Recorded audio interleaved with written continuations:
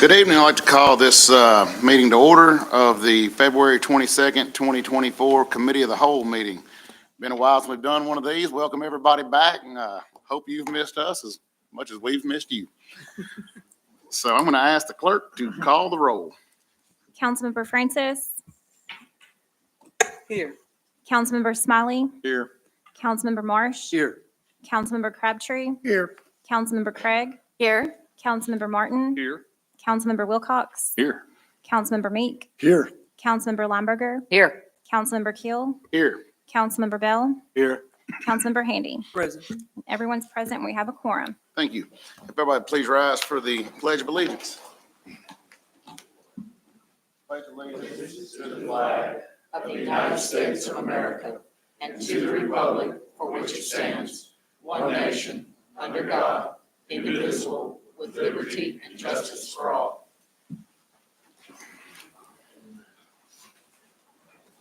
All right, everybody had a chance to review the minutes that were in your packet. Entertain a motion to accept those minutes. Second. I got Smiley, I got Craig. All in favor, say aye. Aye. All opposed? Motion carries. Jumping right into administrative matters. Mr. Perry from the Public Works Department. Good to see you, sir. Good to see y'all. Thank y'all very much. It's not really what a quarterly report I'm doing tonight. I'm going over last year's in-year review of last year. Just kind of hit some highlights of what Public Works does. And so we'll go through this. And if you have any questions as I'm going through it, just let me know, okay? I've been told I had about 5 minutes to get through this. So about 17 slides.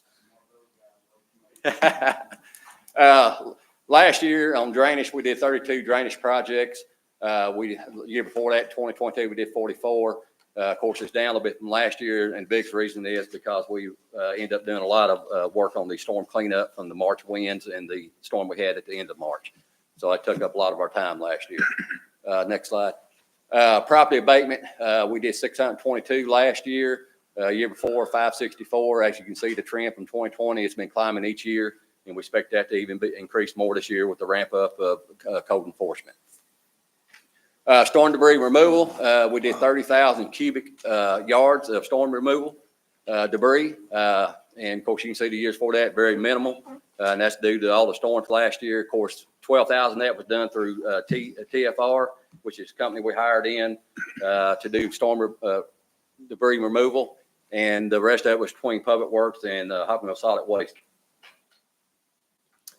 Street signage replacement, we did 604 sign replacements last year. Of course, we're replacing more signs just because of the reflectivity of the signs. They got to be changed out on a regular basis. We're ramping that up and trying to get everything where it needs to be. Street resurfacing, miles paved last year, resurfaced. Of course, we on 3.2. That's pretty much what our budget allows. We did 21.6 in 2022. And the reason that is we had that ARPA money. So that $2 million extra that City Council approved for that. Replacement sidewalks. Last year we did right at 1 mile of replacement sidewalks, pretty comparable to 2022. And new sidewalks last year we did right at a half a mile. And of course we didn't do anything 2022, but all that was part of that WINS program. Street sweeping.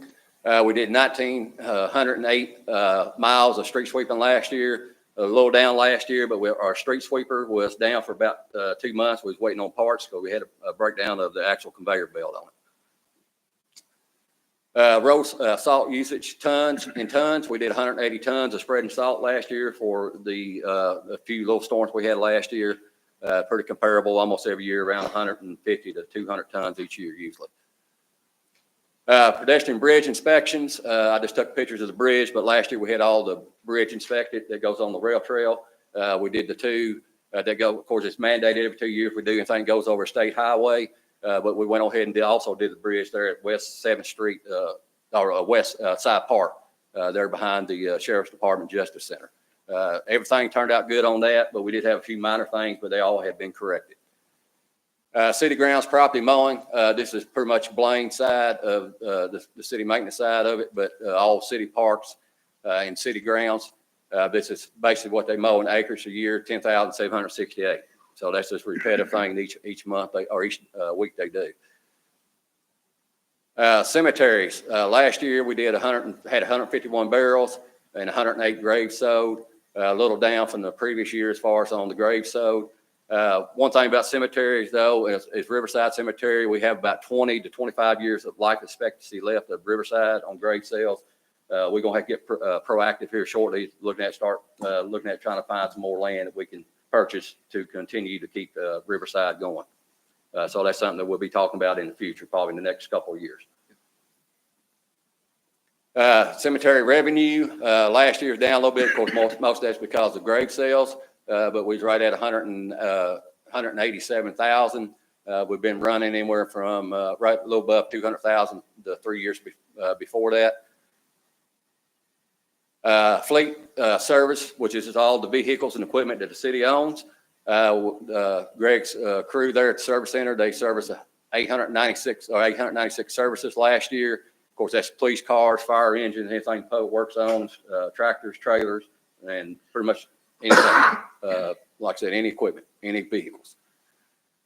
Parks and recreation events. Of course, last year they did 58 events, and they did 7 support rows. Pretty comparable to the year before that, just a little less than support rows. But support rows is we help other agencies and help them put on an event and get them through that event and so forth. Sportsplex events. Of course, Tony is doing a really excellent job out there. He's keeping that place very busy on the weekends and tournaments after tournaments and events. But we did 526 rentals last year. Birthday parties was at 30. Annual passes at 59, 7 leagues, 22 camps and events, and 19 tournaments last year. And it's pretty comparable to this year, what's on the schedule already. And that's it. Could you give them an update on this? Well, that's going to be another report, but I can do that. Troy, want me to give you a little update on the ICSA, which is our agreement with Fort Campbell, but that's going very well. We had little hiccups last year, but we got all them ironed out. Of course, we'll be starting back on the road striping probably here once the weather lets us do that, probably hoping in the next couple of weeks. And of course, we've been doing sinus replacement throughout the winter, so that we're on schedule on that. A little bit behind on road striping, but we're ready to hit the ground running whenever the weather permits. All right, thank you, Mike. Does anybody have any questions for Mike on Public Works? All right, Mike, thank you for the job y'all do over there. Thank you. All right, that is going to bring us down to the quarterly council reports, I guess. We're going to start with Matthew Handy over in Ward 12. What you been got going on over there in All all right, your thank you. So committees? I'm on 3 boards, but I'll report on 2. So the first one, on behalf of the Hopkinsville Human Rights Commission, we are currently celebrating Black History Month and are proud to announce that both the Trivia Night and the annual Trivia Bowl were successful events. Supper Club, in partnership with the museum, also continues to be successful. For the first time, we had to change locations this month due to the number of people in attendance. Next Supper Club is scheduled for April. March is Women's History Month, and HRC is currently accepting scholarship applications and nominations for Woman of the Year. Deadline is March 1st. Both will be awarded on Thursday, March 21st at the Women's History Month celebration, 6 p.m. at Milkweed. April is Fair Housing Month. We are planning a fair housing workshop that will be open to the public. Registration is required. More details to come in the future. Reminder that Rachel is certified to develop and facilitate diversity trainings. Any businesses or organizations in need of diversity training is encouraged to reach out to HRC. And lastly, keep an eye out on the HRC Facebook page for updates and more information. Rachel also wanted to express her thanks to Mayor Knight and council members for the continuous support of HRC. And one last thing, so this one is actually on Museums of Historic Hopkinsville. This is an announcement on behalf of Alyssa and our board. We'd like to extend an invitation to each of you for this month's History on Tap at Hopkinsville Brewing Company at 6:30 on Thursday, February 29th, as we hear and read biographies of formerly enslaved people from right here in our community, as it provides a glimpse into our past that is not well documented and gives us a chance to better understand the depth of our community's history. All are encouraged to attend. That's all I've got. Thank you, Matthew. Yes. Anybody got any questions for Matthew about all that? I'm gonna say, man, if this teaching thing doesn't work out, I think you could read the news with the best of them. That was great. We're gonna kick it on over now to Ms. Francis over in Ward 1 with your boards and agencies. What do you got going on in Ward 1? Thank you. I've got Western Hill Municipal Golf Course. Good evening, everyone. Western Municipal Golf Course will continue improving over at the Western Hill Golf Course. They have a lot of work to do in the bathroom. They asked me to render this information to you guys. We cannot make these improvements without the city and the county's help. We want to make the golf course into what our community needs. And we are happy and delighted to serve our community. And they said, thank you for all your help that you've done thus far. Thank you. Is that it? Yeah, that's it. Perfect. All right. Any questions? None. Mr. Smiley, you can round us out. We haven't, I haven't had any of the boards that I'm on have had a meeting in the last quarter, so I don't have nothing to report. Well, that was easy enough. Travis, you got a few you can give them.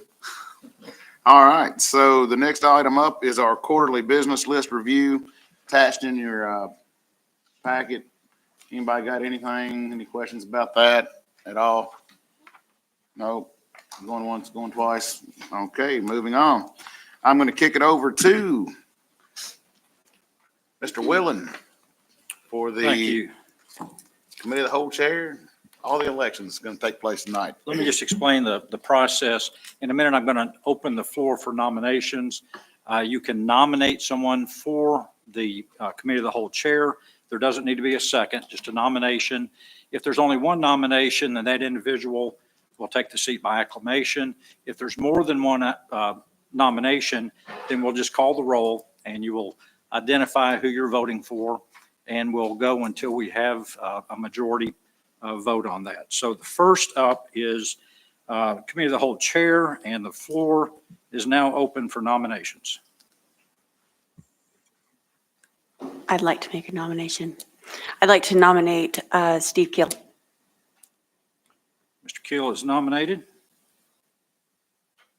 Are there any other nominations? I'd like to nominate Matthew Handy.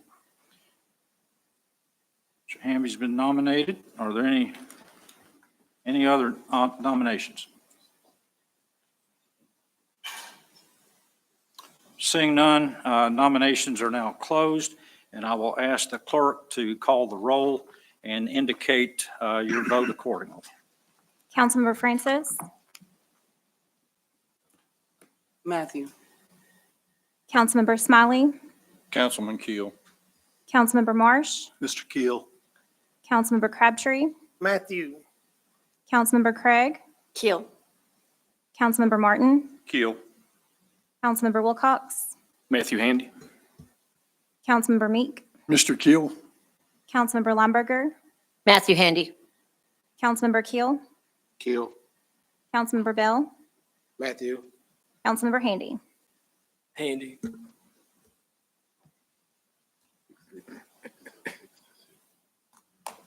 Tied. We have a tie. Okay. What do we So do? what we do now is we have another vote. We will continue going until either someone withdraws their name from nomination or someone changes their vote. So at this time, I'll ask the clerk to have the second round Wow. of voting on these two nominations. Councilmember Francis, Matthew. Councilmember Smiley, Councilman Keel. Councilmember Marsh, Mr. Keel.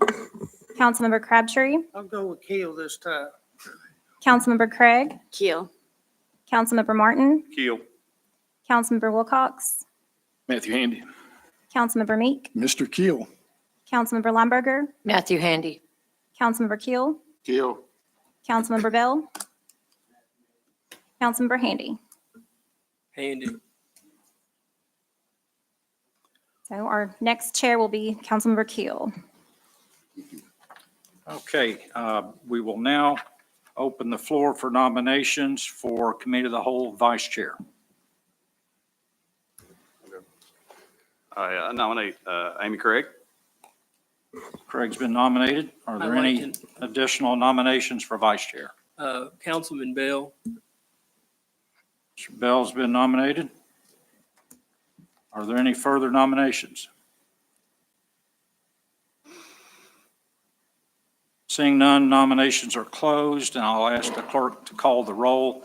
Indicate your vote accordingly. Councilmember Francis, Bell? Councilmember Smiley, Councilmember Craig.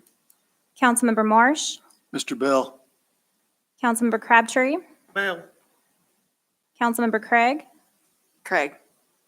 Councilmember Martin, Craig. Councilmember Wilcox, Jason Bell. Councilmember Meek, Craig. Councilmember Lumberger, Jason Bell. Councilmember Keel, Craig. Councilmember Bell, Bell. Councilmember Handy, Bell.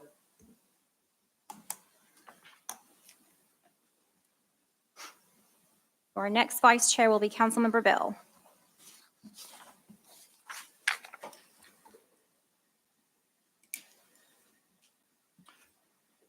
You want me to go ahead and take the next one? Just go ahead and take Okay. it. Next item on the agenda is to select council presiding officer in the mayor's absence. This is pursuant to ordinance in the city council. If the mayor is absent and unable to preside, then you choose among yourselves who will run the council meeting. So at this time, the floor is open for nominations for presiding officer in the mayor's absence. Nominate Travis Martin. Mr. Martin has been nominated. Any further nominations? Seeing none, Mr. Martin is the presiding officer by acclamation. Thank you.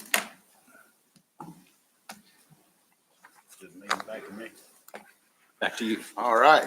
Thank you, Doug. Moving on to unfinished business, I'm going to call on Councilmember Smiley just to give a brief update. If everybody recalls, we did a committee to take a look at the rental rehabilitation program, and I'm going to kick that over to you to let us know, let everybody know where we're at with that. The committee has had a couple of meetings. We have made a lot of progress. We're actually going to have one more meeting set up in March where we're going to just go over everything, make sure we got everything finalized. We want to, and then we'll should be bringing it to the committee of the whole at the next committee of the whole meeting. Anybody have any questions for Councilmember Smiley? All right, and I'm going to say, as somebody on that committee, we sure appreciate your leadership, guiding through lots of documents. All right, so we're going to move on down to new business. Going to call on our CFO, Ms. Melissa Clayton, to cover the fiscal year 23-24 operational budget amendment. Hello, good evening. We're bringing to you tonight the third quarter operational budget amendment. There are several items that need to be adjusted as in this quarter of the budget. The first one I want to talk about are the building permits. We've received several building permits in excess of what we budgeted. So we need to do a pass-through budget amendment. Revenue and expenses will both increase by the same amount, so it's not a cost to the city. And the next one is the fire department on the Matulsa fire. This is an insurance reimbursement. Matulsa has filed with their insurance company. We're expecting the insurance to reimburse for the cost of several of their turnout gear that got burned during the fire. So this too is not an increased cost to the city. That insurance reimbursement will go directly to the fire department to replace equipment that was lost in the fire. And the last thing is we're going to allocate some of our investment revenue. It's coming in above budget, and we have a couple of items we need to adjust in IT and insurance, and then our buildings and properties. So I'll be happy to answer questions if you guys have any about the budget amendment we have to go. Any questions for Ms. Clayton on that, or any discussion? Councilmember Mason? So the building permit fees, could you tell me why there's such a huge jump this year than the last 5 years? Yes. So Ascend Elements is the number one reason. We got a pretty big building permit in October, and then we received another one in January, also Toyota. So between all three of those, I brought dollar amounts. The one we got in October was $227,936. The Ascend Element building permit we got in January was $322,096. And then the Toyota building permit was $121,860. So between those three payments, building permits has increased $671,892. So the $675 is to cover these, and we think what we budgeted originally will be able to cover the rest of the building permits for the year. So what did we project for the building permit fees for this year? We traditionally project around $125,000 a year. You should understand, most building permits are $10 for electrical permit. Like, most fees are small. It is only because of these big industrial projects that we have an increase in the fees. Okay, and what are the limitations on the balance of those funds? From the 125 that you projected, what is it, 550,000 over the projection? It's 675, it's 671,892 over the projection. So, well, we don't have that much I'm budgeting 675 because those three permits added up together is 671. So I want to leave enough in there to cover the rest of the permits for the year. Okay. So the 675 will cover these three big permits. Okay. Any other questions or discussion? Chairman. Councilmember Smiley? All right, these pass-through fees goes through to CDS, correct? Yes. Okay. And they normally project on their revenue about that 125,000 is what we would be passing through. Yes. Normally, it's added to, last year in the revenue budget for CDS, they budgeted $125,000 as revenue coming from building permits. Okay. How much have we paid them so far this year? Oh, my goodness, I didn't bring that number with me. Well, I've got it because I'd asked you to get some of Okay. these figures together. 232,000 is what you told me. Does that sound right? That you've made payment to?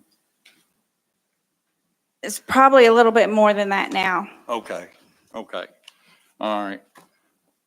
but So that's over $100,000 more that's went to CDS and what we. yes, I already paid them the October payment when it came in. When the January payments came in, I did not pay them because I should not pay them until they're budgeted. Okay. All right. And I'd also ask you for the last few years of what they received through the building permits. 2020, it was a little over $100,000. 2021, which of course was a COVID year, was $44,000. 2022 was 143, almost 144,000.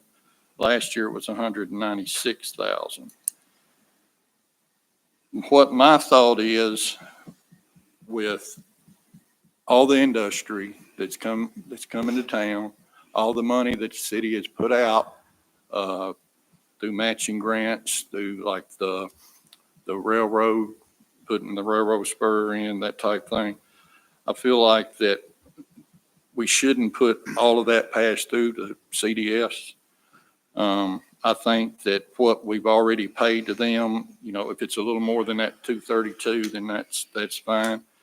But I think that the balance of the permit fees that we have and what we will receive from now until the end of this fiscal year, I think we should put that back into our economic development fund so that we'll be able to use it on projects that are maybe coming up.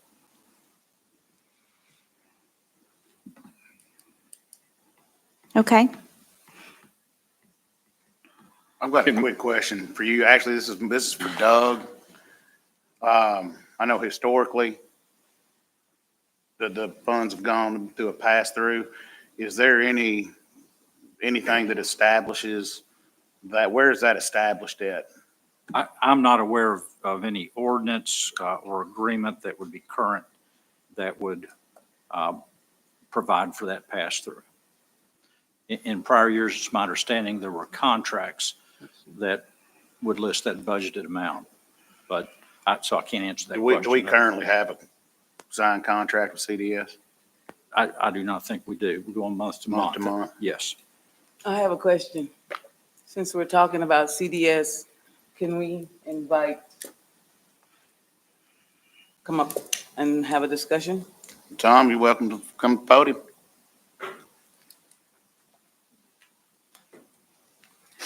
Since he didn't know for sure, this is the person to talk to, right? Actually, I think the financial person's the one to talk to, but if you want to talk to him, floor is yours. Fire away. Okay, go ahead and I've got, answer the question. no questions been asked. Oh, I thought you You had called him up to ask a question. I didn't have a question for Tom. You the one that called him up. Tom, would you like to give us information about this suggestion? Yes, ma'am, and the citation is 158 Appendix D, Mr. Willen. Yes, ma'am, the 125 that we budgeted was based on a $1.5 million budget ask that we had last fiscal year. As you recall, the council budgeted $1,255,000 for CDS. In November of last year, based on motion by Mr. Smiley, $505,000 annual of that was taken or reassigned for code enforcement, although that included building inspection also. So right now, our building inspection is unfunded. For the 6 months of this fiscal year, the appropriation from the city to CDS is approximately $375,000. The cost of providing service to the city for a 6-month period is approximately $800,000.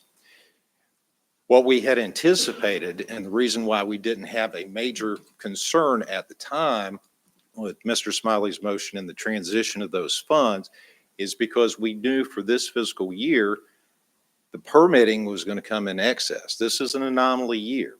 From the standpoint of our major industries, we are permitted out with this end with the exception of a small building. So we do not anticipate additional revenue or additional permitting fees from the Ascend project.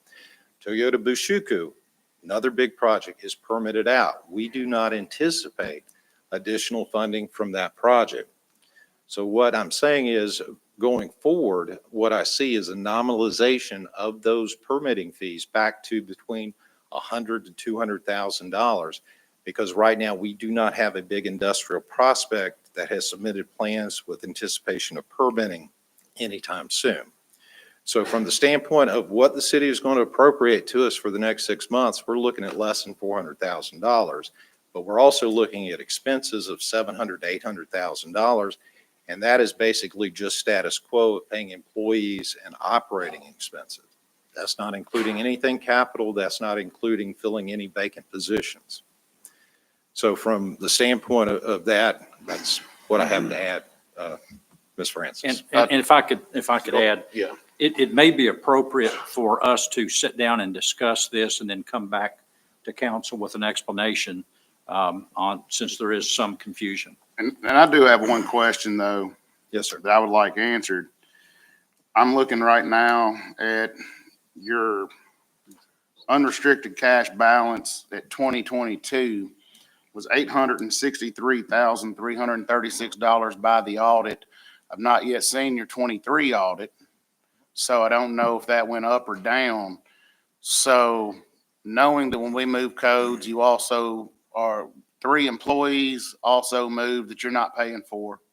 So we know the cost of those employees are now on the city side. Knowing you had $863,000 at the end of fiscal year 22, have you seen your 23 audit? No, we anticipate that within the next 30 days or so. As far as unrestricted, Mr. Keel, 873 from 2 years ago was not all unrestricted funds. That is what the audit that you paid for, or Steve Bourne, or whoever was down there paid for, came back with. I'm reading your numbers that were provided to me by CDS during the budget season. I keep those very handy. And it says That's what was provided to totally me. unrestricted. That is unrestricted cash balance. Talk to your auditors. I'm reading you what they sent. As I've always said, I don't feel like the chair should ever make a motion. I will make a recommendation that maybe we amend the budget amendment, take that off and table that top line and let Mr. Willen and Ms. Clayton and Troy and the mayor sit down with CDS, and I don't know, may want to throw a few council members in there, Mayor. Just a suggestion. Are you making a motion? I'm not making a motion. Okay, I don't before a feel proper. motion, before a motion is made, could I ask just a away. quick question? Yes, sir. I heard you say something to Mr. Willen, but I didn't hear exactly what, the question I was waiting to hear answered was, is there a contract currently? There is not a contract. The fee schedule for the city says the Okay. Hopkinsville Christian County Planning Commission Good enough. collects, Thank you. charges fees. Thank you. All right. Do you know why we ain't got a contract with them yet? We do not have a contract because CDS and the city have not got one prepared. CDS, just like right now on budget, when we're doing the budgets, we ask CDS to bring, when they come to budget this time, all contracts spelled out for what they're wanting and planning to do for the city of Hopkinsville. Well, going along with what Councilman Keel said in making the motion, I'll make that motion to remove or to pull back the building permit fees, to let that be tabled and discussed, and then the rest of it move forward. So that's my motion. I've got a motion and a second, Crabtree and Mr. Meek. Just to be in committee of the whole, I don't think we need to go through and adjust the numbers. It's just to vote that, and then what we send to council, y'all can clean it up. Yes, Okay, perfect. I don't want another deal like the other night. you'll have to vote on it, Just to though. be quite honest. You still have to vote on it. So the motion on the floor, Brittany, help me out, be sure I'm right. The motion on the floor is to amend the operational budget amendment, which we hadn't got a motion on yet anyway. So it's going to be a motion to amend the operational budget amendment, take the $675,000 out, table that pending further discussion, and will be brought back to committee of the whole at a later date. Yes. All right. Any discussion on that motion? All right. All in favor, say aye. Aye. Any opposed? Opposed? No. Yes, I'm opposed. Your vote. Yes. Your vote. All right. So did you get you got it? All right. So that passes. So now I guess we would entertain a motion with everything else on there. Is there any discussion about anything else that's on there first? I'm sorry. I'm getting ahead of myself. Being no discussion on Hey, that. just a second. Okay. When you're moving it, where you moving it to? Moving what? The resource, you said of 400? The money, you said. I don't understand. We're not doing anything with it. It's still gonna sit. We tabled You it. have to go tabling it? Yes. Okay, so I thought you said you was gonna move it. Well, I didn't. Okay. Okay, so seeing no discussion on what's left on the budget amendment, we will entertain a motion in a second to forward that to council. Make the motion, forward it to council. Second. Okay, we got Crabtree and Martin. So this vote will be to send the budget amendment minus the building permit fees to council for further readings there. Yes. All right, that's it. All right, all in favor, say aye. Aye. Any opposed? Opposed? Opposed. All right, we got it. That motion passes. So now we will move down to the stormwater utility budget. Ms. Clayton, you are already in position. Carry on. All right, tonight we're bringing to you the surface and stormwater utility budget for fiscal year 23-24. They were late in passing their budget. They passed it in January, so this is our first opportunity to bring it to you. I'd be happy to answer any questions if you have them. Any questions for Ms. Clayton? I don't have any questions from you, but at some point on the council of the whole, I'd like stormwater to come and talk about what they're doing. Easy enough. We will pass that on. What I'll do Councilmember Martin is, is on that. well, board. And what I'll do is after the meeting, we'll take a look at the business list, find a month that doesn't have a ton on it, and we'll add it tonight. How about that?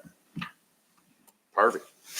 All right, so I guess we'll entertain a motion to forward this to council. Anyone want to make a motion? Motion.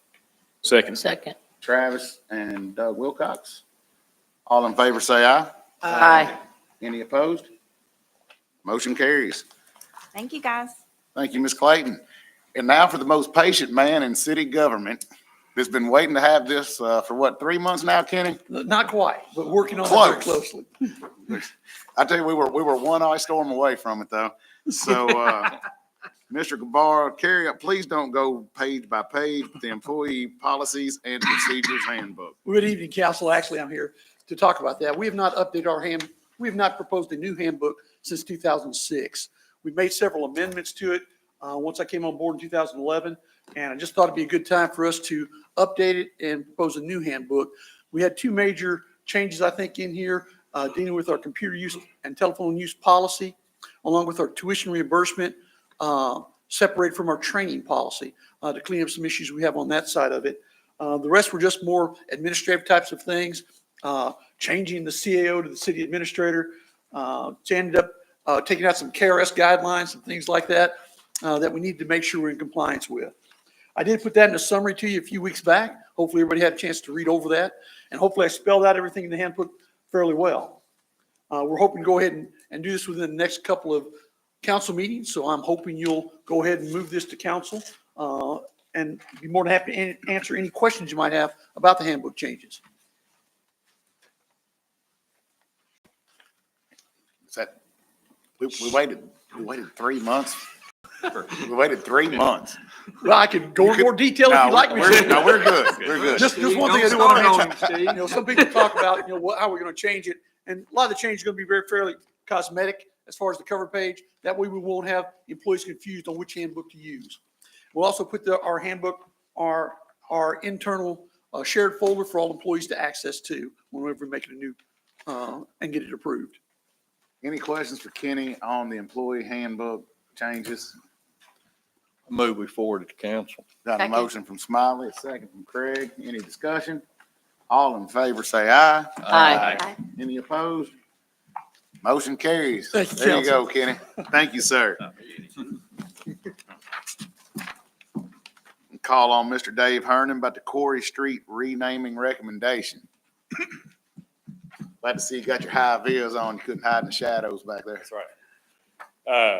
Evening, everybody. Just very quickly, we received a request from First Street Baptist Church to process a street name request. Under normal circumstances, this would go through the 911 board, but if you look, can't use my pointer.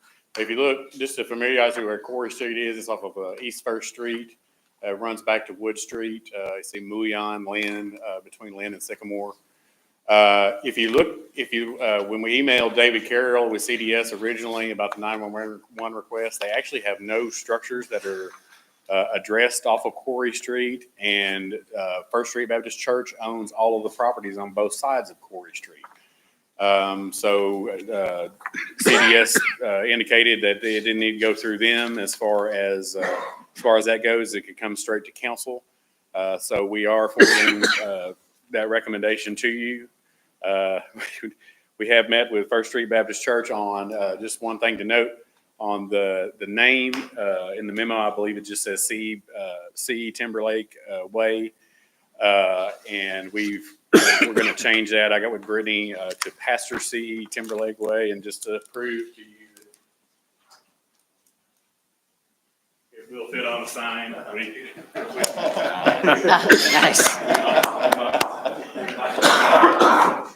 So there was some discussion on that. So if you have any questions, I'll be happy to answer. Any questions for Dave on this? I love the visual aid. Motion to board to council. Motion? Yeah, second. Second. I've got Travis and Don, I think. All in favor? Aye. Any opposed? Motion carries. See you again at council. That drops us down to the ambulance board discussion. Just to remind everybody on the ambulance board, when they came the other night, there was no monetary ask. They're asking in the budget. They're asking us to make a budget, put it in the budget this coming year, fiscal year, nothing now. So if anybody wants to kick it around now, we can, but probably when we get into budget discussions, let's see what the mayor brings to us when we get the budget packets. I think that's probably the time to talk about it. Everybody good with that? All right, so we're gonna skim right over that. Now we are gonna get into the city-county two-way radios. I would like to recognize Judge Exec Jerry Gillum in the room, several magistrates in the room. Didn't call you up, I was recognizing you. And and Randy Graham from Emergency Communications in the room. So, with the other night, there was a few questions kicked around. That's the reason we went ahead and put it for tonight also. I did ask especially Squire Peterson and Randy Graham to be here tonight, as they probably have some of the more technical questions. And I think we're probably prepared. I hope we're prepared. If we have any monetary questions about cost and those things, I think we have some folks in the room. See the budget chair over there for the county sitting out there. So now's the time if you want to fire away some questions. Floor is open for questions. Is there? Travis, you gonna break the ice? Melissa, where's the money coming from? I've got a question. So we're not the sharpest knives in the drawer when it comes to two-way radios and microwaves and the whole 9 yards. Is there any way that this system can be tiered or phased into development over the next 3 or 4 years, as opposed to doing it in a one-shot deal? Or is it a complete package and you have to do it all?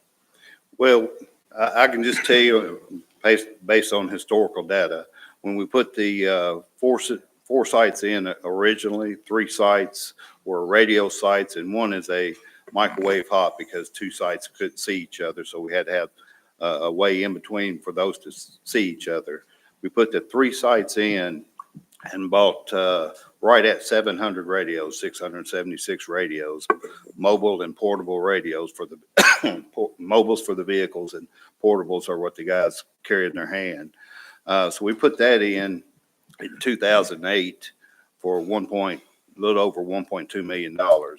In 2014, we added that 4th site, Judge's Chapel, and the cost for that, the time difference in between 08 and 14 was $265,000, right in the ballpark of $265,000. And that was for 1 site only, and no radios, just the radio equipment inside that building. And so here we are in 2024 to put in 4 sites. It's $2.019 million, and that is just the quote from Kenwood. The additional equipment that I've taken on to coordinate and bring in the buildings at each site for the equipment to sit in, the electrician to do the groundwork and all that to make the system work, and some other residuals that I'm taking care of, doing the coordination and purchasing that directly from vendors rather than it being a turnkey operation from Kenwood. All of those things that I'm coordinating, they would be doing the same thing that I'm doing, but they would be adding 10 to 20% typical add-on fees. So I think we've saving tremendous money, even at $2 million to do the 4 sites. Can we phase it in? The only problem with phasing it in is the reason we want to put these sites in is to cut down on the areas that we don't have adequate coverage. And if we do that, then we're still not going to have adequate coverage somewhere in the city and county for the next 3 or 4 years. It's just better to, in my opinion, go ahead and have that safety net in place with all the towers at one site. And you're also, I think you used the term that you're going from generation 1 to generation 2. Is that in it? Is that an entire system that's being overlaid? It's just the operating system, kind of like an iPhone. The operating system that they operate on, and then some additional features that will be in that allows me, when I'm programming radios, some of the changes that I need to make at times, I have to actually take a computer and hook into that radio physically. The over-the-air programming that I'm able to do with the Gen 2 versus Gen 1 will be a time savings and be better for all the departments that I'm serving. We've got probably about 35 agencies that are served by this radio system, and it'd be a time-saving effort for myself managing the system. Are there any other stakeholders besides the county and the city? It was not before when we did both the other two, when we initially put the system in and then added the additional site. I'm gonna invite Squire Peterson to the mic. He got up, and I think he got some. Yeah, on that question there, we haven't approached any other stakeholders. But there is one stakeholder that we may approach. And if we approach them and can get some funding from them, that funding number would just be coming off of the total for both of us. And we would split the difference of whatever they pay. But there will be one more stakeholder that we will approach. And while I'm up here, Randy Graham does most all the equipment programming, purchasing information, all that. When this was put in, Kenwood wanted $45,000 a year for a service contract. And Randy does all that. And it's just, there's no extra charge. He was doing it really before emergency management, right? As a volunteer. And he does all that for nothing. He's the radio guru. He goes, if he has to go to the top of Jenny Stewart and do something, he has to go all the way to the top of Jenny Stewart, working on these microwaves. A little bit of explanation of where you're at. So these microwaves are in the city and the county placed out. So that one microwave antenna picks up just like a cell phone antenna to that radio traffic and then sends that radio traffic back to Jenny Stewart. Jenny Stewart's the main one. Then that from there goes to ECC, to the dispatch and all that. So they do kind of work in concert. If one of those go out right now, if one of those go out, then that transmission doesn't make it all the way back to ECC. That section is down. So this new upgrade to the Gen 2 will solve that problem because we'll be able to have some redundancy there. One of them is a fiber optic line going to each one. So if that microwave wireless goes down, all the information switches over and is transferred over fiber optics. The other way that works is if one of those go down, that one that's receiving information looks for another one to send it to and just kind of bypasses that one. Major safety for the first responders because it has happened that we had one go down in an Oak Grove. And I was having to communicate with dispatch with my cell phone sitting next to me because we could not get that signal to push. So that in itself is a major plus to the radio system, and that would affect anybody, no matter where they're at. If one of those go down and they can't get to Jenny Stewart, then it don't get to dispatch. If that kind of helps how that works a little bit. And Phil, before you leave, and if you can't answer this, maybe Judge Gillum can. Judge, if you want to stand up, Stacy, whatever, make yourself comfortable, make yourself at home. And then I know we had a little bit of a conversation about this because I do city, I don't do county funding. Something you said to me though, we were talking about end users, and I know the city, we have the fire department, police department, public works, a lot of different things on the system.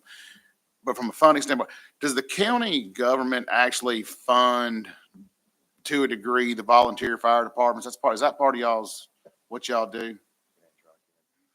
The Volunteer Fire Department Association makes application each and every year during our budget process, and we do contribute $75,000 to those organizations, and of course encouraged for grant writing and things like that.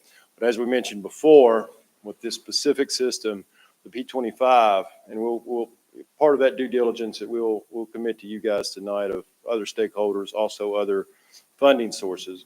But knowing that the P25 is what the federal government is helping fund today. So, but to answer your question, as far as helping volunteer fire department, there is an allocation through our line item budget that does go to the association. And based on some requirements that association has with each department, they'll receive some of that funding. Okay, so the county, part of your budget is going to the volunteers when I'm looking at, so y'all are shelling out money there. Thank you. I have a couple questions. Well, I'm just curious, why did it take so long to go from 2008 to 2014? You got the 3 in 2008, and then 6 years later, you get 1, and here we are 10 years later saying, let's upgrade to 4. So why is it taking so long? Can I be honest? Please. It's not sexy. No. It's not tangible. It's not something we can cut a ribbon on. It's hidden. It's out of sight, out of mind until it happens. And I think we've kicked the can and we've dodged a bullet long enough. And I think that's why it's time that we as public servants address the issue. Absolutely. I have one more question. Can I add something? In addition to what he said, it's kind of behind the scenes. You don't think about it till you need it. Prior to putting that system in, every agency was just on a separate frequency. So we had no ability to talk. City Fire was on a UHF, ultra high frequency, where everyone else was on a VHF, a very high frequency. So it's a different bandwidth. So we couldn't talk to each other.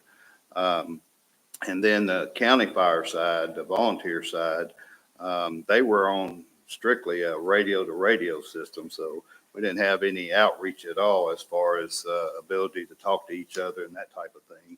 The radio system allowed interoperability. So there's not a person that has a radio on our system, no matter which department they're in, that they can't talk to another department or agency. So our interoperability and cooperation and ability to work together has been greatly enhanced by the radio system. Gotcha. So my next question, you mentioned that it would cost about $2.1 million for the additional 4 sites here in 2024. But then you mentioned buildings at each site, and then you slipped in there, we're going to save 10% from the company building them, which leads me to believe that there's still going to be some expenditures for buildings. Yes. And things like that. So what is that dollar figure? And is that in the 2.1 million, or is that coming from somewhere else? Or where's that money going to come from? So talk about the entire project being approximately $2.5 million. 2.019 is the quote from E.F. Johnson Kenwood, the vendor. And then in addition to that, the supplementals. And when I talk about supplementals, we've got to hire a company that will go and weld on these water tanks. Well, we just can't pull anybody off the street for welding a water tank. They have to have all kind of certifications. So I've coordinated with that. The shelters, the building equipment, shelters at each site. That's the buildings I'm talking about. Okay, so that additional $500,000 in there, because you say the whole project is 2.5 million? Yeah. Somewhere? The supplementals I have at 352,000, and then that's leaving us a 5% contingency fund Gotcha. for overruns. Okay. And that takes us to the 2.5. Okay. Thank you. 10% you heard him mention saving was because instead of us going to Kenwood and saying, here's what we want, build us the project. He's doing all the footwork. So he's saying he's saving us 10% because Kenwood would charge us 10% on top of all those numbers. Yes, I understand that. It's just when he gave that original number, he slipped in there, we're saving. And I was thinking that the 2.19 million was just for the 4 sites. I just wanted to know where that extra money was. Okay. Just one last question. Terry, I don't mean to jump in front of you. Go but ahead. I was actually getting ready to ask something of Randy. Okay. And then I'm going to go right back to you. Randy, you said the other night, I asked the question about near misses and those things. Yes. And you talked about the south end of the bypass. We had a deputy legitimately had a gun on him and couldn't get out. That is correct. I'm going to look at these 2 guys in the back of the room. Deputy Chief Pacheco, Chief Newby. I call on you, Chief Newby. I'm going to call on Deputy Chief Pacheco tonight. If that's okay with you, sir.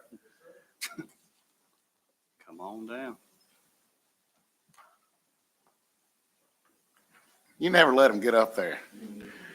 Do we patrol south end the bypass? Yes, sir, we do. Could that have easily been a Hopkinsville Police Department officer as it was a deputy sheriff? Absolutely. Yes, sir. That's my only question, sir. Thank you.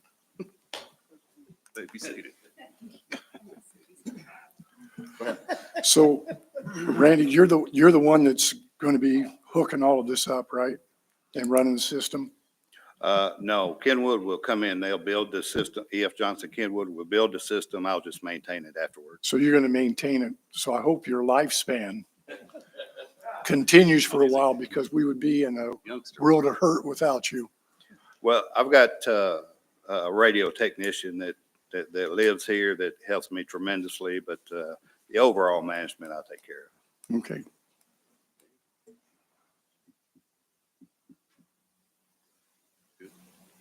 Councilmember Martin. So in my mind, this project is a city county responsibility in my personal mind. I've talked to other members of council. We're kind of on the same page as far as that goes. So I'll make the motion to forward this to council to split the cost with the county 50-50, subject to any other funding attained by either party. Second.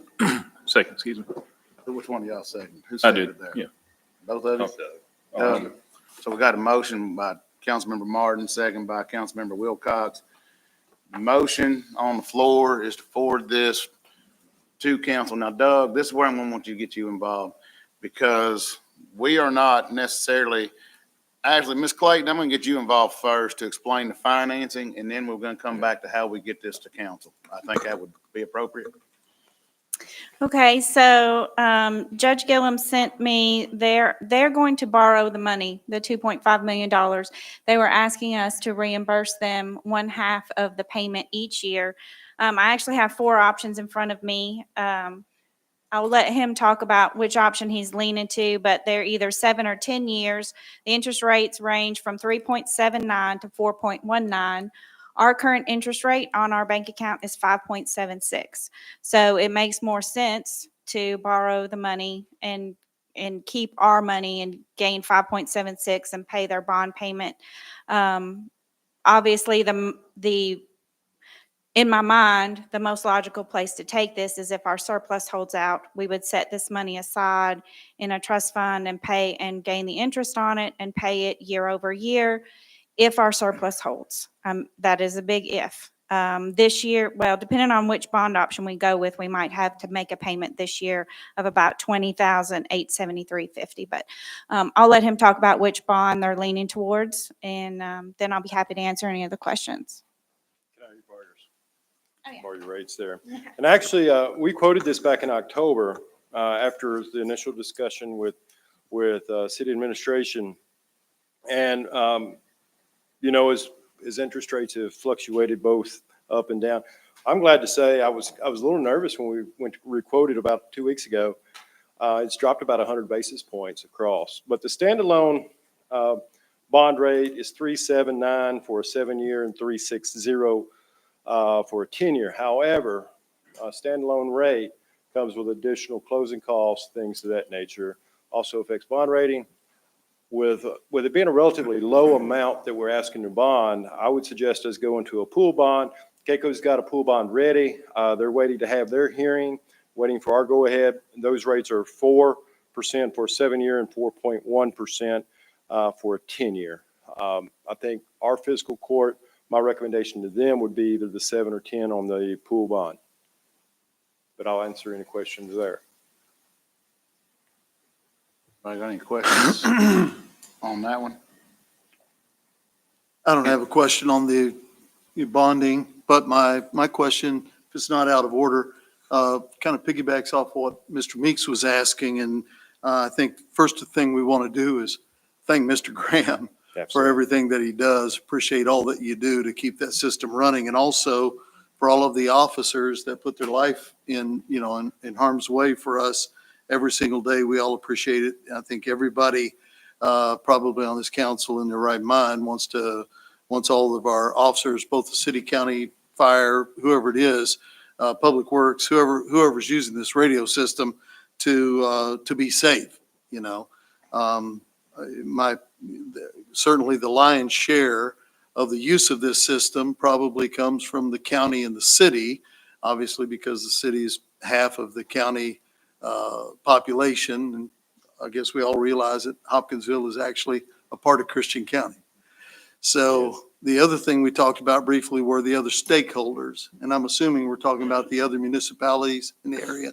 Now, Mr. Gillum, you said, Judge Gillum, you said that that it's not a popular, it's not, you call it sexy, but I want to say there's not an urgency. Certainly concerning something like this, it could get swept under the rug from time to time. What is the urgency on the other stakeholders, the other municipalities in our county? Obviously, many of them are very rural. They may not have, they don't have the resources Hopkinsville does, Christian County. But I'm just wondering, you know, what is their urgency? Who's following up on that and lighting a fire under them to maybe become partners in this program? Well, I would say all the other municipalities operate on a volunteer fire department. And I don't want to be that guy that goes and asks volunteer fire department to help pay this cost.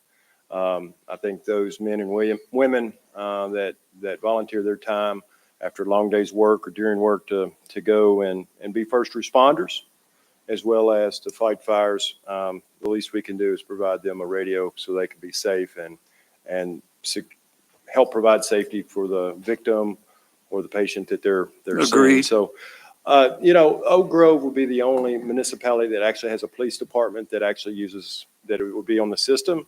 I will be going and presenting this as well to Oak Grove City Council. And just quite honestly, I don't think the other municipalities, first of all, their use of radios is going to be significantly smaller, and those radios are going to be more on the volunteer basis. Okay. We do have a police officer in Pembroke, but we don't have a police officer in Crofton. We certainly don't have, Jay's the police officer, and Squire Pryor's the police officer that covers rural Lafayette. So, you know, I mean, you bring a great point, and I think the biggest other stakeholder would be certainly the city of Oak Grove. And, you know, that we had that incident during that tornado. And, you know, when that tower got knocked out of whack, and of course we didn't have that redundancy with the microwave, and, you know, HPD, if they got down into the annexed area of 41A, they switched over to Oak Grove. Well, they could communicate with Oak Grove, but they wouldn't be able to communicate back with HC or with Hopkinsville. So, you know, and I see this as an investment in our growth, with Commerce Park 2 being further out. 8,500 people that all, whether they're Hopkinsville residents or not, they're contributing to that tax base here in Hopkinsville, and making sure that we have that safety net for those folks, I think, is imperative. So, did I answer your question, Councilman? You did.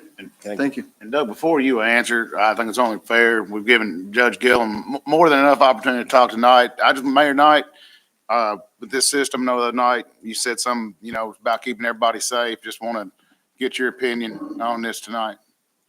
I don't want for the county to have all the limelight here. Well, thank you, Steve. My main concern is our employees.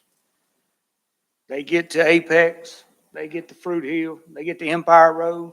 Let's say we get all the way down to the park out off Dawson Road down here, and we do not have service. No, this system's not going to solve all our problems, but at the end of the day, I expect every man and woman to come home. And I don't want it to be because of a radio issue. But that being said, we do have an issue on the south side of town right here at the bypass, maybe a quarter of a mile of it, but we do have an issue right there. I will not say we don't. Question is, where do we get the money from? And that's the only thing I ask. And we'll just have to do a little digging. And I'll go back to this lady right here behind us, and she's going to find that for us and tell me where we can, so I can bring it to you and say, this is what we're doing. All right. I have a question. Go ahead. Thank you, Mr. Keel. This is for Judge Gillum. I hate to bother you. Joe, I tried to get you more time than him. I just have a question when it comes to the bond that you guys want to do for the 2.5 million. Will this tie you guys at the county's hand financially, or will this cause any taxes to be increased? Because it's a 7 to 10 year that Yes. you're looking at. We're anticipating it's actually in our budget this year. When we amended our budget back in November, we're committed to the project. And of course, after initial conversations with the city, we felt confident in this program. And so we're making preparations for it. Obviously, budgets are tight, but I'm not going to say it never, but it's going to be budgeted and in our financials through very similar to the city, through savings and our reserve accounts this year, and then plug it into our budget for next year and the years moving forward. Okay, so that's a thumbs up, or is that a? Yes. Oh, yes.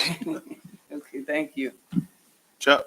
So, and I'm trying to get through this piece of it.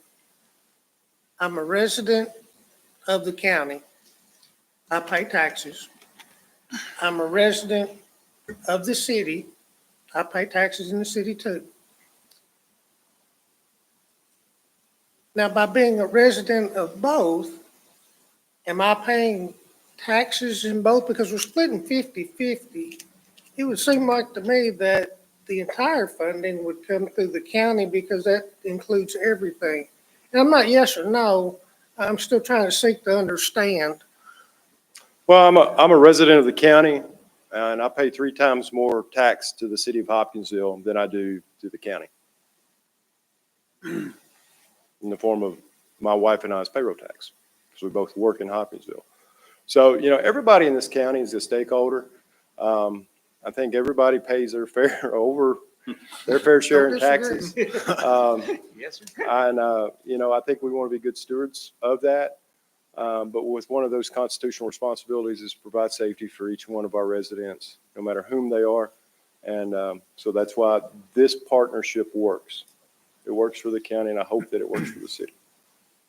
And Doug, I'm going to go back to you, because you, at the start of this, were going to tell us how we've got a motion second on the floor. You were going to tell us how we need to send that to council. Very simply, I think it just needs to be an agreement between county and city as to the form of the reimbursement and the mechanisms.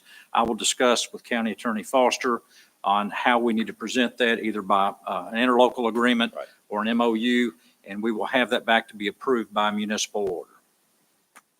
And that's easy enough. You had the shortest answer of the night. Thank you. All right. Is there any further discussion? Mayor Knight? Steve, thank you again. I want y'all to understand, I'm not against the radios.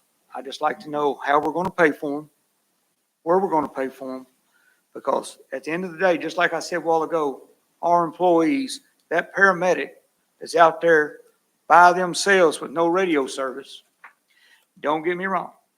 They get out there and they got no radio service down in that holler, but they need help getting somebody out of that house. So their cell phone don't work, the radio don't work. We have to make sure we take care of that part. Okay? Jerry or Melissa, what we talking about on the bond payment right here? If we went the 7-year, first year 41,000, second year is 422,000. So we're talking 200,000. a couple $100,000 a year. Yeah. I mean, we're running what right now, Melissa? 3.5 million over. 3.2. I don't think we need to be. I think I bet if we dig in that budget, as Chuck Crabtree would say, we can find a couple $100,000. I don't think that'd be too hard. And that's why I mean, we're not. Great partnership. Yeah. Yeah.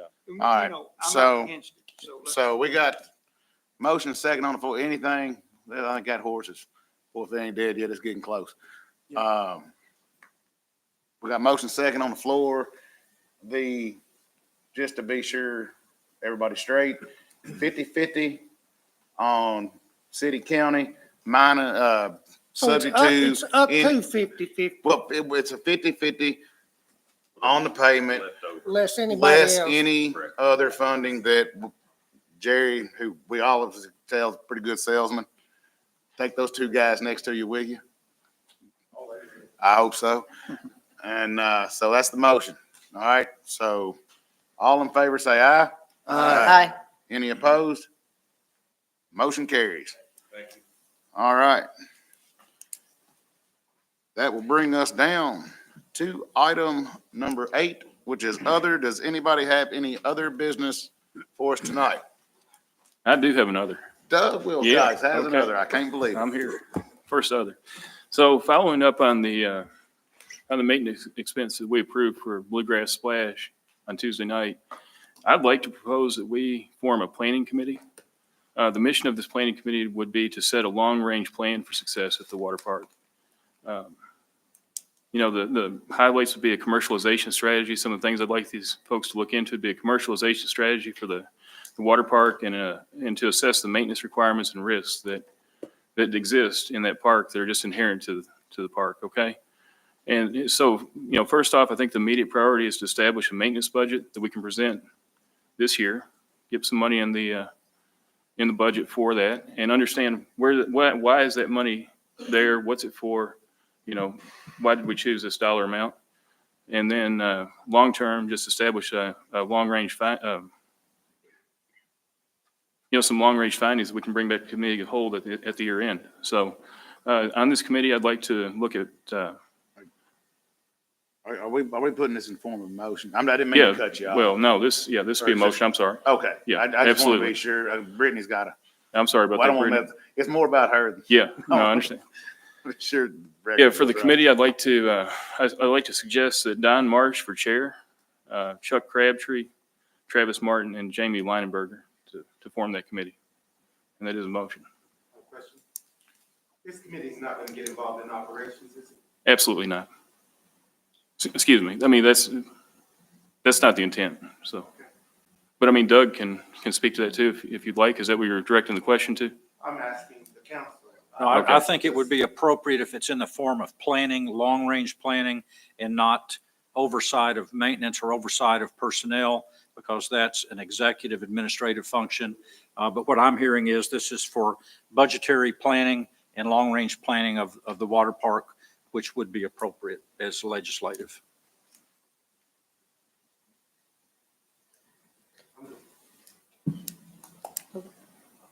I want to understand the scope of the committee, because I've looked at the water park 1,000 different ways. Are there certain things that are out of bounds, or is this just helping long-term planning for the maintenance? Or are we trying to do what's best financially? Or help me understand the scope.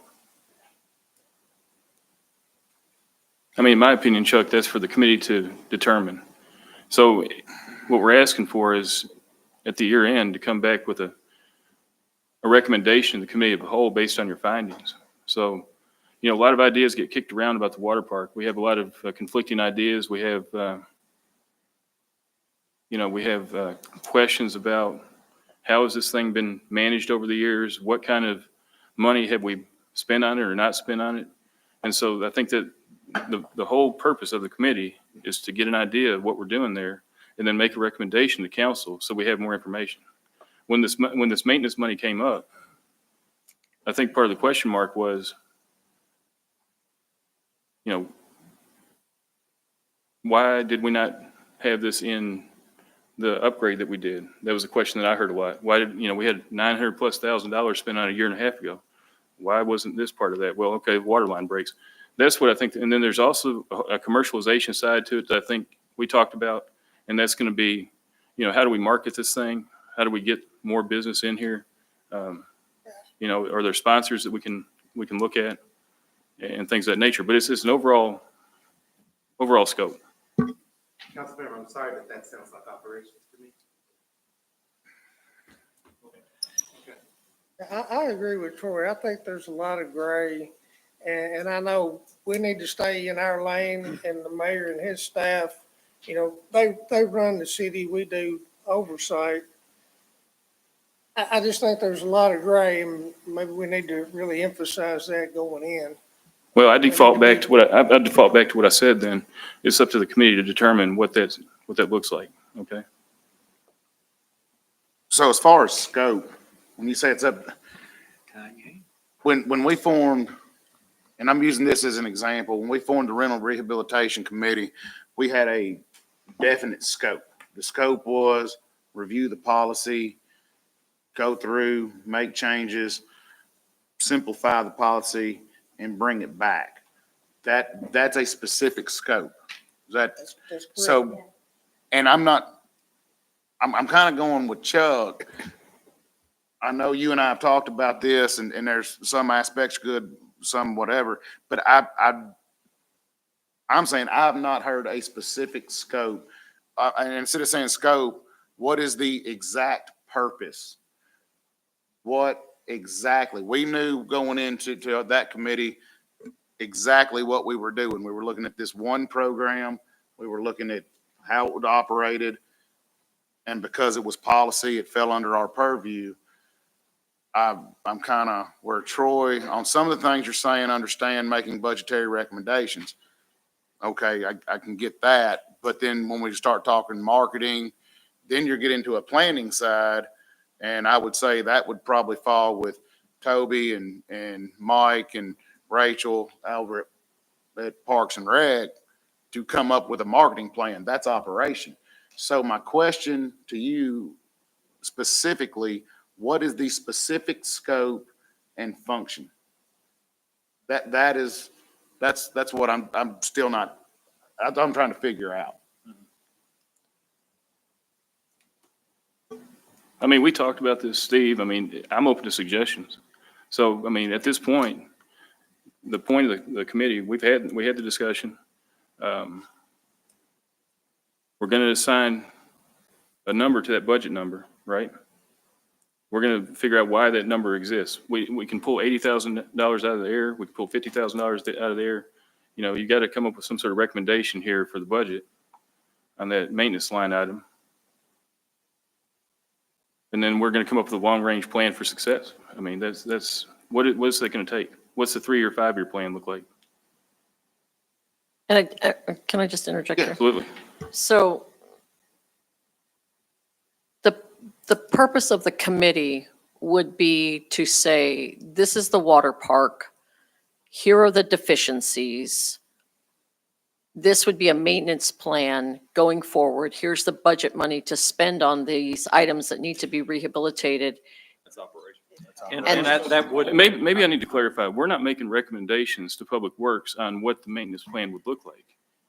We're in cooperation with them to bring a recommendation back to council on what this thing's going to look like for 3 to 5 years. There was no intent to make any recommendations to Public Works on what they're going to do with the water park. Steve? I mean, I'm Councilmember Smiley. My thoughts is on any kind of, I mean, I totally understand, and I'm not disagreeing with you about we do need plans as far as what the water park is or what we're going to do. But to me, that's more of an operational item. And in my thoughts, we just need to ask Public Works and the Rec Department to ask them to bring us a 5-year plan. And then we talk about it, discuss it, and then go from there. I mean, that's the way I personally feel.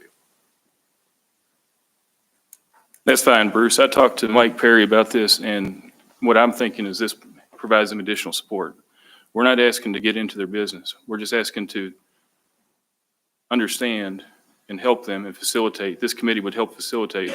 You know, there's been a lot of talk about this water park, and, you know, everybody, I've heard a lot of comments that there's not been a plan. Maintenance costs come up from time to time. I'm just trying to give the opportunity to our city and our council to form something formal, to put together a formal committee that will actually help facilitate that effort. And that's all I'm asking for. Can I make a suggestion? Absolutely. You and I talked about this Wednesday morning, Thursday, I think it was Wednesday morning, and again today. Yep. Now, Wednesday morning, I said, taking 2 days to throw something like this together is pretty quick. Mm-hmm. When we did the other committee, that was kicked around for a few weeks before we brought it. How about if we do this? How about if we put discussion of this committee on the March, if we have room, committee of the whole, because I think I would like to see, Doug, what's your opinion? I'm worried we're getting into operation. I don't want to shut down what you're trying to do, but at the same time, I don't want to step on those guys' toes either. And I think whatever we bring needs to be reviewed so there is a specific legal, we're in our lane, they're in theirs. I mean, what? You asked me my opinion on this. I think it would be beneficial to have a specified scope enumerated in a municipal order, setting forth the committee so that you don't have a tendency, or this committee doesn't get out of their lane into the operational side.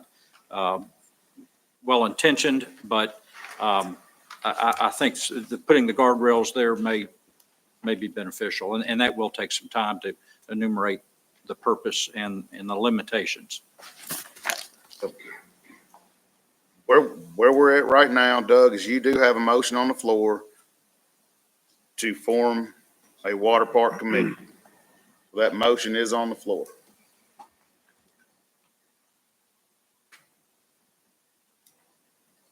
I second it. I've got a second from Natasha.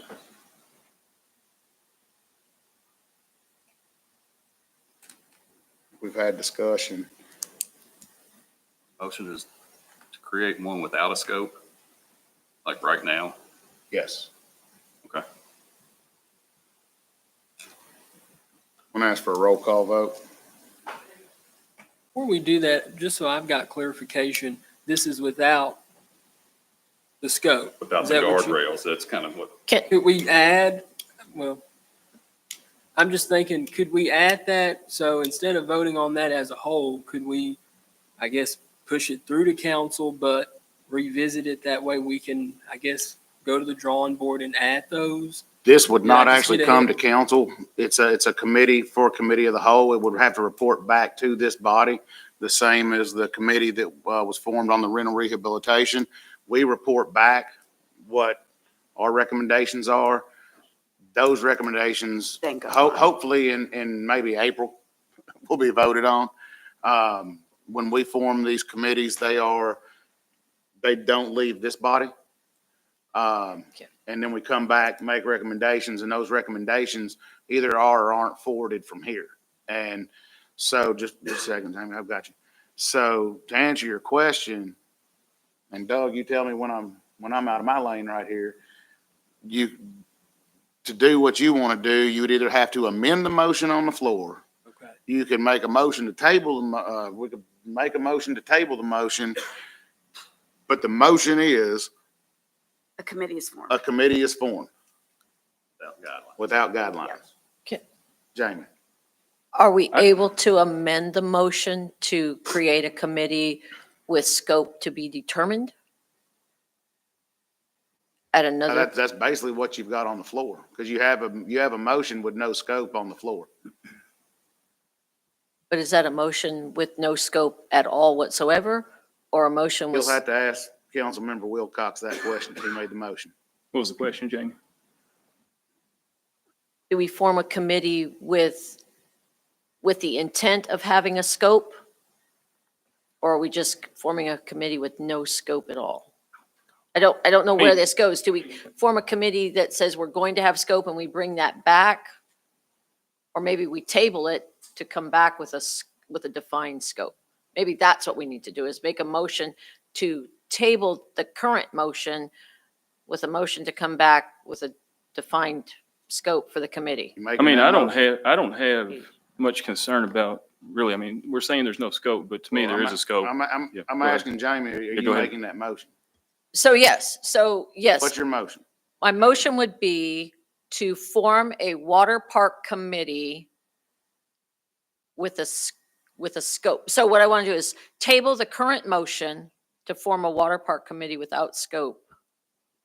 Is your motion to table the motion on the floor until the next committee of the whole meeting? Yes, And to come Mr. back with additional scope? Yes, Mr. Willen, I concur. Okay. I second that. Okay, so we got a motion, a second. Chuck, I was gonna say, my recommendation was to pull the motion back, have the necessary discussions, coordinations, fine tune it and bring it back at the next meeting, and that's the cleanest way to do it. I mean, I'm fine with it as long as we're moving the ball down the field. But there's a motion on the floor now I to know, table I know. until the next committee of the whole meeting. Motion on the floor now is to table the motion. Help me out here.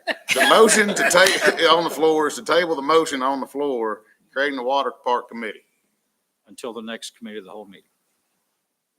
That, am I right? Yes, yes, the ball is still moving, but yes, that is correct. Been sitting here a year, probably most confused I've been. Okay. So, You got a month to all keep right. that scope. Any Literally. more conversation? All right. Vote on the motion to table. Okay, we're gonna vote on the motion to table first. Maybe, I don't know. Okay, what do you think, roll call or voice? Roll call. Okay, we want a roll call vote. Councilmember Smiley, Yes. Councilmember Marsh, Yes. Councilmember Crabtree, Yes, Councilmember Craig, Yes. Councilmember Martin, Yes. Councilmember Wilcox, Yes. Councilmember Meek, Yes. Councilmember Lumberger, Yes. Councilmember Keel, Yes. Councilmember Bell, Yes. Councilmember Handy, Yes. Councilmember Francis. Aye. And the motion to table does pass. So we'll just get that on. There's mud. There you go. We'll get that added to the agenda. All right, so is there any other business to discuss? Kenny, it ain't over yet. Don't slip out the back door. You might do that, so. It's other. So I just have a comment. So at the last councilman, and just tell me if I can't say this, Mr. Willen, just let me know. So I'm just going to say it and ask forgiveness later. So I voted no on the water park repair. And I just wanted to clarify why, because a lot of people see that as a no and they're like, oh my God, she's shutting down the water park. No. I voted no on the water park repair, and here's why. Because this is my wheelhouse. A partial fix of the 14-inch suction line is irresponsible with taxpayer money. It's also dangerous, and I don't want to be a party to that. With all due respect to Public Works and the expert salesman that they found, I don't want to be a party to a partial fix when I know the inherent dangers of just lining a section of a suction pipe, which in essence is a pressure pipe. That line could break loose and damage pipes, damage pumps that are no longer, viable, that would need costly repairs. Or the other scenario would be that section line, that piece of suction liner breaks loose and injures a toddler and his mother or somebody playing in that wave pool. So that's why I voted no, because in my line of work, we need to be responsible. And if you're going to do anything, you need to do it right and do it excellent. And so that's why I voted no, and I just wanted to clarify that. Thank you. Thank you. Okay. Next item of business is closed session for pending litigation. We're going to entertain a motion to go into closed section pursuant to KRS 61.810. Did I say 1G? 1C. 1C. Second.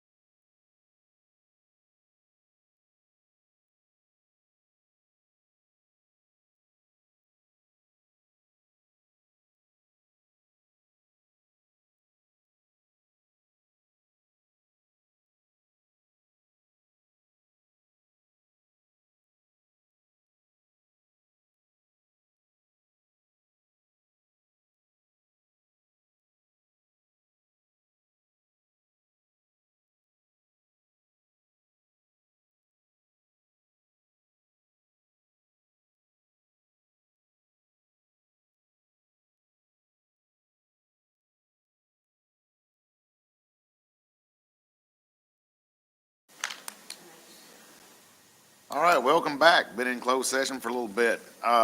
Just want to, no action was taken in closed session. So that brings us down to our final item, which is adjournment. Make a motion. I got Don Marsh, Travis Martin. All in favor of going home, say aye. Aye. Nobody's opposed.